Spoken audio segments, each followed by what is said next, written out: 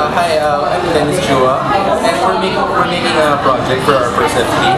And our task is to interview a graduate of LaSalle and ask him what it's like to be a LaSalle. So first and foremost, sir, what's your name? I'm Lionel Shandak Marina. I graduated September 1999, so that's about 14 years ago. ID number 9521186. Whoa. So kabisado ko ganun. And I took up psychology and legal management. Okay, so to get the details done right, what do you do in life? Right now, I'm the production manager for a stained glass company. It's actually a family business. Wife role. So yeah, so I'm in charge of production and managing the people. So generally, what do you think makes a LaSallian stand out in the world? We have this thing that we call the LaSallian pride. I think that's it. That makes us graduates stand out in terms of again, general population. But I just have to make it clear that the LaSallian pride is different from being proud. So there's a difference between mayabang and mayabang.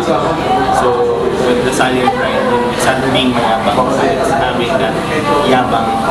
You're educated, you were trained, you're equipped. So when you go out of the world, you can face the world with and help high. Speaking of work and training, how do you think it helps you approach work? In terms of work, training sa LaSalle is very different based on my experiences. Essentially, so mabilis yung pacing. And I think that equipped me in a way to adapt and to adjust easily to what's happening in the real world. So, when it's a fast-paced world, so for the past 3 years or 4 years of my life being enrolled in LaSalle, I was trained with that. So I had to adapt and adjust. So with that, I think yun sa system ng LaSalle really helped me with in terms of working, in terms of being in the corporate world, adjusting sa real life. So speaking about that, adjusting and all, how do you think being a LaSallian, especially being a LaSallian, helps you to deal with people around? Again, I guess yung training talaga sa LaSalle is you're exposed to different people. That's, from the very, very rich to those who are scholarship. So you know how when you're in a class, from different backgrounds. So ganun din, paglabas mo, you know how to deal with those kind of people. You know where you have to understand them. I'd like to ask, in this company you're working for, do you have corporate social responsibilities or some charity work? Yes, we do. Actually, background din. The company, lahat kami doon taga LaSalle din. It so happened na since family business siya, so my in-laws and my wife, they're from LaSalle too. And then yung mga napangasawa din nila are from LaSalle. Different batches, different ID numbers. So, pag tinignan siya, everyone were trained with being socially responsible. So with us, we're very much into the environment, taking care of the environment. Our business is stained glass. So madami siyang mga waste in terms of glass and lead. These are toxic materials. Basta-basta mo na dispose. So we make sure that all the waste products from the manufacturing, ma-dispose properly and to comply with the standards. Government, environmental agencies. So is there anything else like positive or negative that you see yourself being a LaSalle? Because you are a LaSalle. Yes. Is there anything positive or negative? Siguro, positive, again, we have the pride. Yeah. And also the motor There's faith, there's service, and there's being in a community. So yun is training. And then negative, I think this is I feel very important to air as a graduate. Is that most Lasallians wouldn't want to work from the bottom. You know, since yun nga, they think that I'm from Lasal, so I have to be a manager right away or supervisor right away. I think that's the downside of it. Because you have to really learn the ropes, the ins and outs. Let's say if you're going to work in a company, so it's better that you start at least from where you should be as a fresh graduate, and not to aim to the management positions right away, because you really have to learn kumbaga sa ilalim pa lang, and then you work yourself to the top.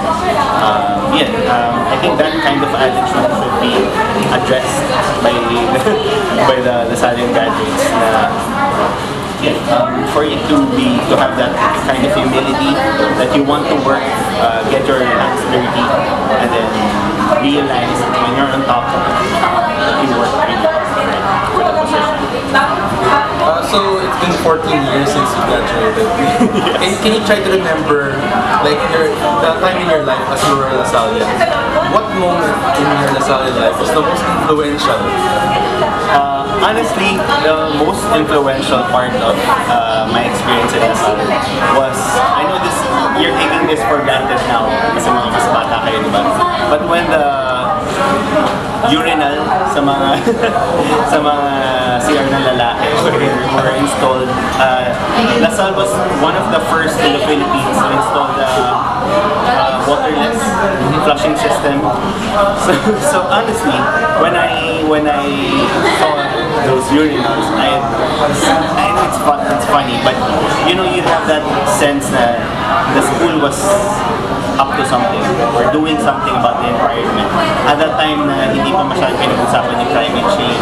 Although medyo may konti na, pero yun yung Lasal was the first to address, at least in that little way. So in that little way, you can see na parang logically, so what more yung bigger picture of saving the environment. Also, the experience again is being exposed to different kinds of professors. Even if Lasal is a Catholic institution, I had this philosophy teacher before, and he is an atheist. So you know, it's a healthy mixture of professors na hindi sila parang homogeneous, parang pare-parehas lang. They come from different backgrounds, and when you're in a university, I think that's how it's supposed to be, because you're not being biased, and your mind is being open to other views and other beliefs. Yes. Okay, for our final question, this one is also asked also by the other groups. What is the most evident proof that you are Lasal? Evident proof is, I think I'm confident being who I am. It's obvious, and I am unique in terms of like when you see me in a corporate setting that usually you would expect, you know, naka-kurbata and all that. But yun nga, with Lasal system, you're being valued as who you are. So, di ba, wala tayong uniform, wala tayong, kumbaga, everything is basically pwede kang gawin. So, you have that edge, you have that, that you are treated as an individual, you're graded as an individual. So, wala siyang, you're not being compared with the rest of